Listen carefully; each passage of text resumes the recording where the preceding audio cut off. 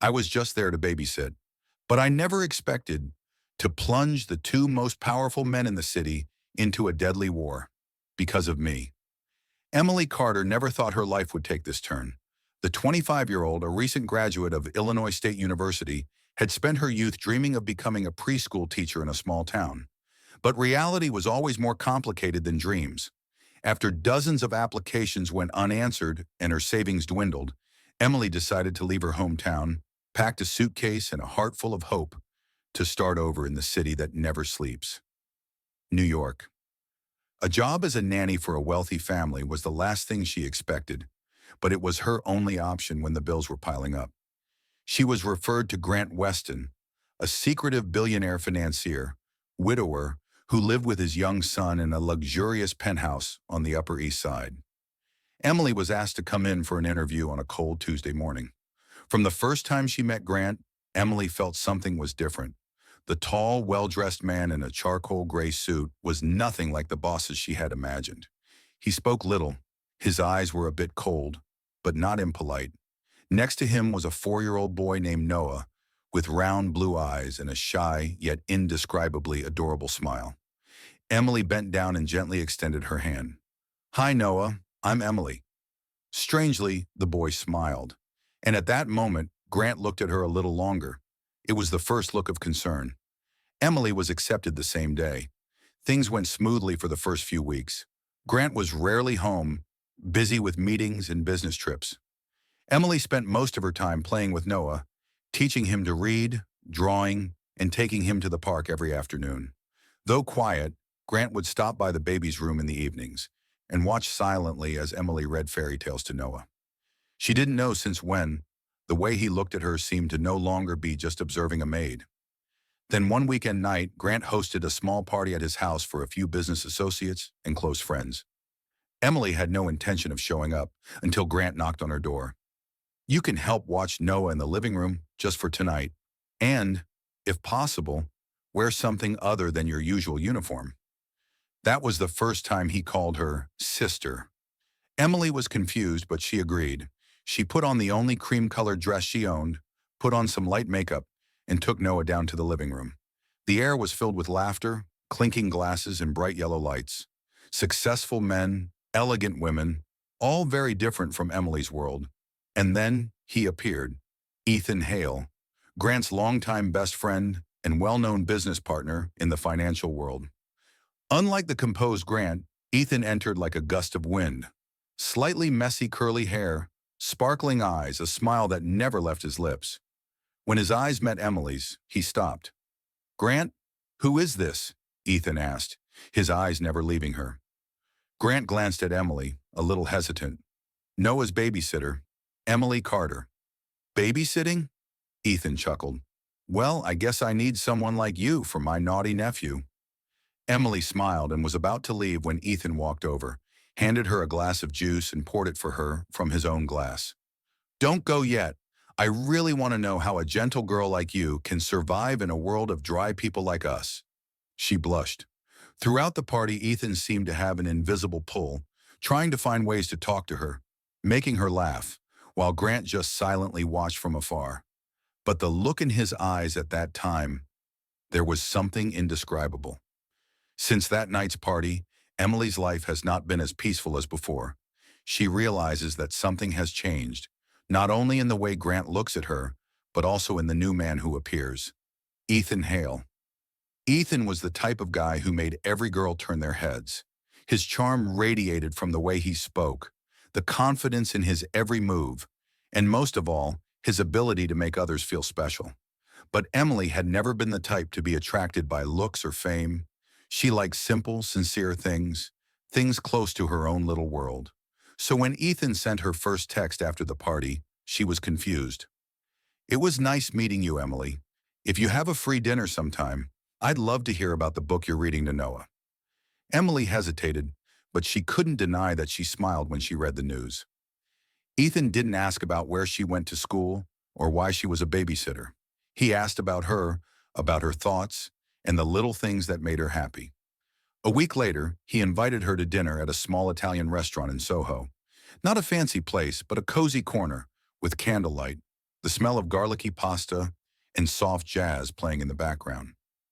"I don't think you're the type to be impressed by men with money," Ethan said as they shared dessert. Emily laughed. "Maybe because I never had a chance to think about it." "So what now?" She hesitated, but instead of answering, she just smiled and looked out the window where raindrops rolled down the glass. Ethan didn't stop there. He sent her books she mentioned vaguely, sometimes a bouquet of flowers to leave on her doorstep, or simply a card that said, "Have a day as sweet as your smile." Ethan made her feel noticed, cared for, in a whole new way. But in the darkness, Grant still silently observed. He never said much, nor did he ask where she had been when she came home late. But one rainy evening, as Emily fumbled with a broken umbrella outside the penthouse door, Grant suddenly appeared behind her. "Don't walk back in the storm again," he said, his voice hoarse. "You should have called me." He took the umbrella, opened the door for her, and hung her wet coat on the hanger himself. For the first time, Emily noticed that he was not keeping his usual distance. He went into the kitchen, got a large pot, boiled water, and then turned to her and asked, "Do you like tomato soup?" She nodded, and a few minutes later, they were sitting side by side in the cozy kitchen with a bowl of hot soup and the sound of the rain outside. There was no flirting, no flowers, no cards, just simple care, but deep and sincere. The next day, as Emily tried to start her old car to take Noah to the park, she noticed that the engine was strangely quiet. She had no idea what was going on until the concierge hesitantly revealed, "Mr. Weston, took your car in for service last night. He said you didn't need to know. Just be safe."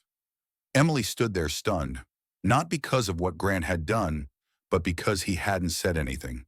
He had cared for her silently, without recognition, without asking for anything in return. Grant's gentleness, Ethan's vigor, both moved Emily, but in completely different ways. One was a quiet calm that made her feel protected. The other was a whirlwind that made her heart flutter. She began to feel confused about her own feelings. At night, looking out the window at the city lights, she muttered, "I'm just a babysitter. Why do they care about me?" But that question was no longer easy to answer, because her heart, though she tried to deny it, was gradually being pulled between two worlds. It was a rare Sunday afternoon when the weather in New York was pleasant. The sky was blue, the sun was not too harsh, and Central Park was ablaze with early spring flowers. Ethan suggested taking Noah outside, and of course, Emily came along. Noah ran ahead, balloons in hand, his laughter echoing in the wind like clear music. Ethan and Emily walked slowly behind, occasionally calling him back when Noah got too far away. The atmosphere was comfortable and natural, enough that Emily could temporarily forget all the turmoil in her heart these past few days. Ethan wore a navy sweater, his hair blowing in the wind, and his smile was ready to break out whenever she looked over. After Noah tired, they sat down on a bench under the trees. He leaned his head on Emily's lap and fell asleep. Ethan leaned over and looked at her for a long time. His gaze was no longer the gentle, flirtatious look as usual, but serious and deep. "Emily," he said, his voice softening, "I knew you were special. From the moment I met you." She was startled and slightly avoided his gaze. "Ethan." "I'm serious," he interrupted her gently. "I'm not like Grant, quiet and waiting. I can't pretend like nothing's wrong when my heart is going crazy for you." Emily was silent, not because she wasn't touched, but because she could clearly see the sincerity in each of those words. Ethan might be a famous playboy, but at this moment, he was a real man who dared to put his heart in her hands. "What do you want from me?" she asked, her voice low. "I want to be the man you choose, not only because I can give you a better life, but because I believe that, among the hundreds of people who have passed through my life, you are the first one who makes me want to stop." Emily bowed her head, her hands gently clenching the hem of her dress. Her heart was filled with a whirlwind of emotions: excitement, gratitude, and fear. Fear of hurting the man sitting in front of her. Before she could answer, the phone rang. It was Grant. "I need you to come home early. It's Noah's birthday." Grant's voice was deep and even. "I want you there." There was no sign of the lavish party or the dozens of guests that usually attended the penthouse that day. There was just a small cake, a few new toys for Noah, and a soft children's song playing in the background. Emily was surprised to see Grant dressed casually, a white shirt with rolled sleeves, khakis, and no tie. He looked oddly familiar. When Noah went to bed early after a fun day, Grant stepped out onto the balcony. Emily followed, intending to thank him for inviting her to the small party, when he suddenly turned back. You know, it's been a long time. I haven't felt this warm in my home tonight. She smiled slightly. Noah is happy. Not just for Noah, Grant said softly, his eyes fixed on her. Emily's heart ached. I wasn't going to say anything. Ethan was always the faster one, the more decisive one. But I couldn't stand by and watch. His voice was hoarse. I thought I was trying to hide it, but it turns out you've been in my heart all along. Emily stood still, her eyes wide. She couldn't believe that the man who was always calm, always kept his distance, would say these words. You're not like any other woman we've met, Grant continued. You're sweet, smart, and most importantly, you never try to change for attention. That's what makes you special. At that moment, the wind blew gently through Emily's hair, carrying with it the turmoil in her heart. But before her emotions could subside, a voice rang out from the balcony door. That's interesting, Grant.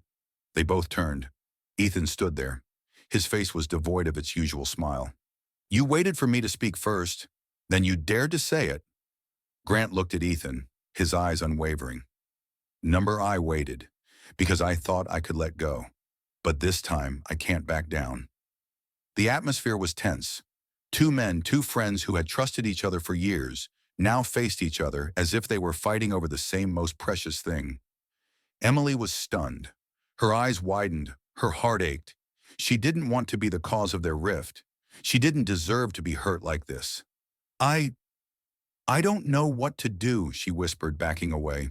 And at that moment she realized, when the heart is divided in two, no matter which side you choose, one person will be hurt.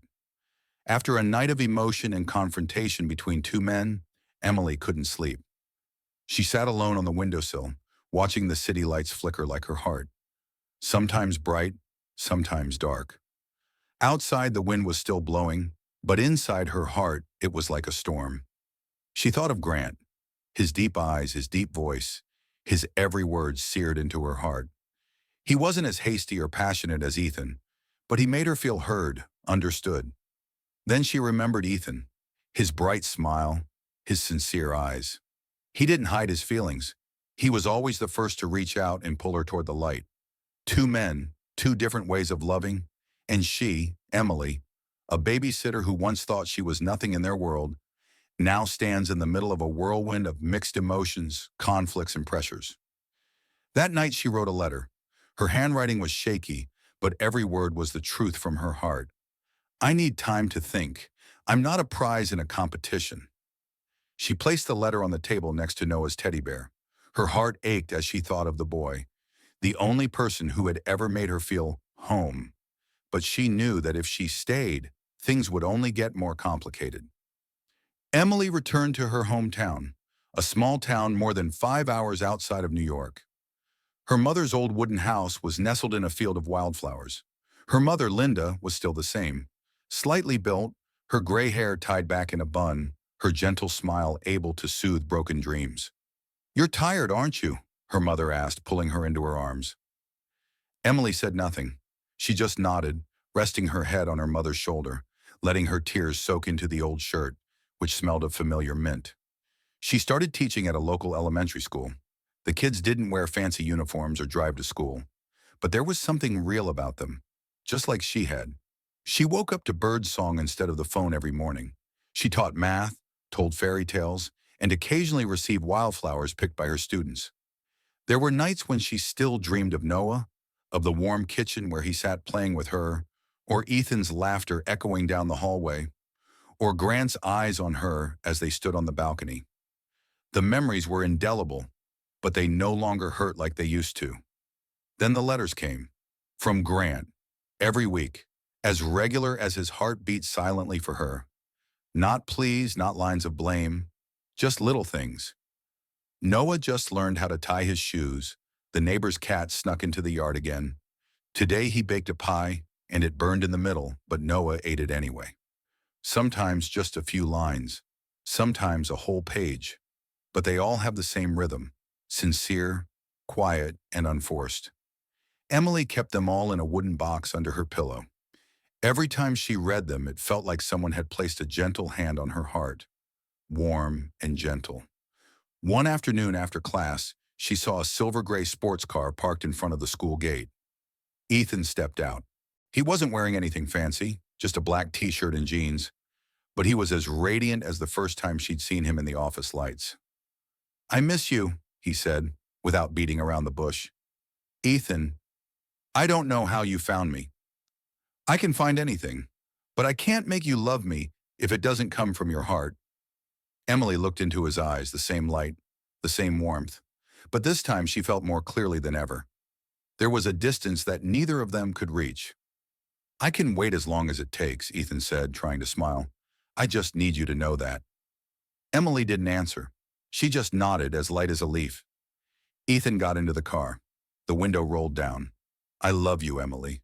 Don't forget that." The car slowly moved away, leaving behind a trail of dust that faded in the afternoon sun. Emily stood still for a long time. Her heart was no longer panicking, but it was not beating madly either.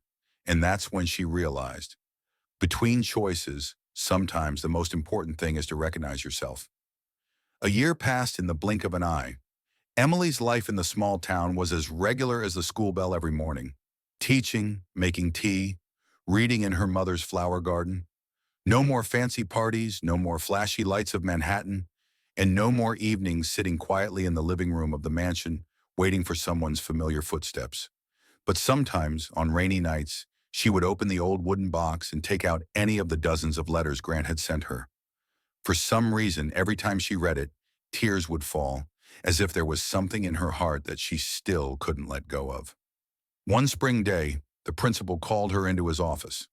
"There's a special invitation from a private school in Manhattan," he said, placing an elegantly stamped envelope on the desk. "They want you to be a guest teacher for a special 2-week program." Emily was stunned. She had no idea why a prestigious school would choose her, a small-town teacher. But beneath the surprise was a vague sense of foreboding, as if something was waiting for her there. She returned to New York with a trembling heart, like the first time she left her hometown for the city. Everything was still bustling, crowded and hurried as before. But in her heart there was a long silence, without an answer. On the first day of school, as she walked through the hallway, she heard small footsteps running towards her. A boy threw himself into her arms, hugging her tightly as if he was afraid she would disappear. "Noah!" she choked. The boy looked up, his eyes sparkling, his voice innocent, but it broke her heart. "I miss you so much, Emily." In that moment, the whole world seemed to stop. Emily knelt down and hugged him tightly. Memories flooded back. Nights reading under the covers, baking together, laughter in the Reed's garden. Everything came back to her like a slow-motion movie, clear and warm. Before she could ask why Noah was here, a familiar voice rang out from behind. "I don't think you'll turn down the invitation, knowing who your special student is." She turned around. It was Grant. He stood there, still tall, but his eyes were no longer filled with the usual pride and confidence. His gaze was gentle, but there was also fear in them. Fear of losing her again. "I work with the board. They owe me a big thank you, but the only reason I created this opportunity is because I miss you, Emily." Grant's voice wasn't loud, not flowery, just like a man who had been through loss and learned to listen to himself. Emily didn't know what to say. She looked at the boy still clinging to her leg, then looked at the man in front of her. Not the powerful billionaire or the rich boss, but the man who had typed her every line, who had silently loved her without asking for anything in return. Grant stepped forward and gently took her hand. "I never stopped loving you. Whether you choose to return to that small town or never forgive me, I still love you." Her tears fell, not because of pain, but because finally, after all, she understood one thing. True love is not in expensive flowers or romantic confessions. It is in the way someone doesn't leave you when you're at your weakest. Every letter, every memory, every night missing Noah, all of it condensed into one wordless answer. Emily squeezed his hand tightly. Grant held her close, as if afraid she would disappear. In the distance, Noah shouted as he saw someone coming. "It's Ethan." He walked slowly, his smile still bright, but there was something quiet in his eyes. She and Grant looked at him together, like greeting an old friend. Ethan smiled, his eyes darting from Emily to Grant and stopping. "At least, she chose the right person," he said, then opened his arms and hugged Emily quickly, as if saying goodbye, then stepped back. She watched and knew in her heart an old chapter had closed, and a new one was opening, gentle, deep, and worthy.